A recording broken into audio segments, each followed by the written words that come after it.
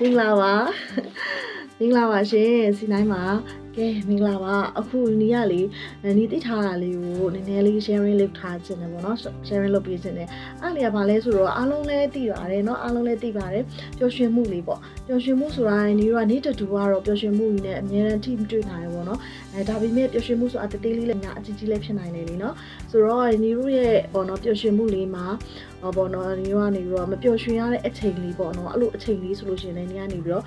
ဘယ်လိုမျိုးလေးအဲ့လိုမျိုးအချိန်လေးကိုဘယ်လိုမျိုးလေးစိတ်ကဘယ်လိုထားလိုက်မလဲပျော်ရွှင်အောင်ပေါ့နော်ကိုပျော်ရွှင်အောင်ဘယ်လိုမျိုးလေးနေရမလဲဆိုတာလေးကိုနီးစပ်စစ်တာရဲနေလေးတွေရှိပါတယ်အဲ့ဒါလေးတွေကိုလည်းလာပြီးတော့ share လုပ်ပြရပါအသုံးတဲ့နေဆိုလို့ရှိရင်လည်းသုံးကြည့်ပေးပါအောင်နော်ဆိုတော့ဘယ်လိုမျိုးလဲဆိုတော့နီးကတိချက်ပေါ့နော်တိချက်နေနေနီးက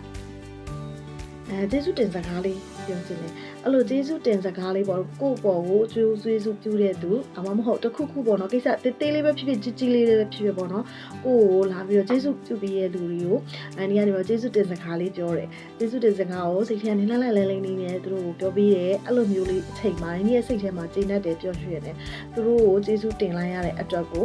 တချို့တွေကကြတော့ငွေကြေးနဲ့ပေါ့နော်တိုင်းတာပြီးတော့ဖျက်လိုက်တာလေးလည်းရှိရဲတချို့တွေကကြတော့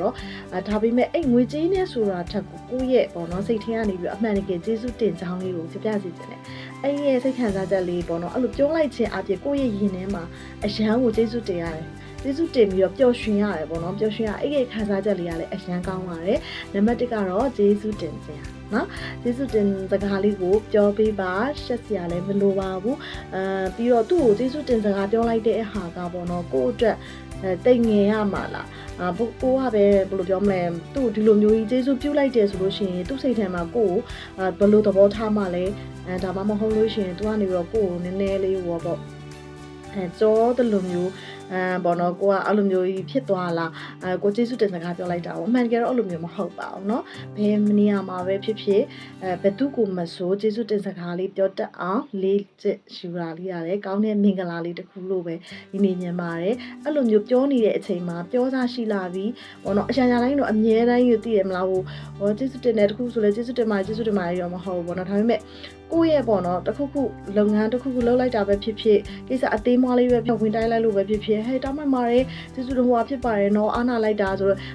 ရတယ်ဆိုလို့ရှိရင်လည်းကျေးဇူးတင်ပါတယ်ပေါ့နော်အဲ့လိုလေးကအစအသေးသေးလေးအစပေါ့နော်အကြီးကြီးကိုဘာပဲပြောပေါ့နော်ငွေကြေးနဲ့ဖြတ်လိုက်တဲ့ဟာဆိုဒါပြောချင်မလို့ပါဘူးတော့မဟုတ်ဘူးပေါ့နော်ကျေးဇူးတင်စကားလေးပြောတတ်ခြင်းကလည်းကောင်းတဲ့မင်္ဂလာတစ်ပါးပါအဲ့အချိန်မှာကိုယ့်စီမှာပြန်ရတာပျော်ရွှင်မှုပါနော်အဲ့ပျော်ရွှင်မင်းမလေးလို့မရပါဘူးရှင်အဲ့ဒါကနံပါတ်1ပျော်ရွှင်မှုပါနော်